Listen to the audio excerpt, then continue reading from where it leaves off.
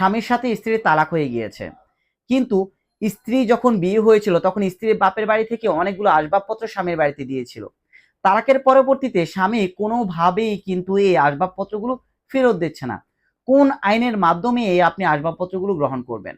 প্রথমত আপনি এডিএম কোর্টে 98 ধারায় মামলা করতে পারেন প্রপার ডকুমেন্ট দেখিয়ে।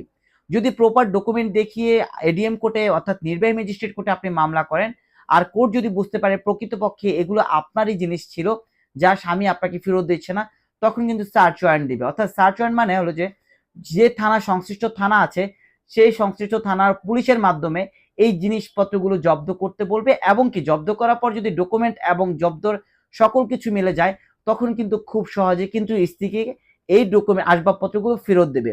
আর যদি কোনো ডকুমেন্ট না থাকে, এডিএম কোর্টের মাধ্যমে আপনি কোনো ধরনের রেমেডি না পান, সেই ক্ষেত্রে কিন্তু ডোমেস্টিক ভায়োলেন্সের মামলা করতে পারেন। আর ডোমেস্টিক ভায়োলেন্সের মামলার মাধ্যমে কিন্তু আপনার বাড়ি থেকে দেওয়া আসবাবপত্র খুব সহজেই আপনি স্ত্রী গ্রহণ করতে পারেন।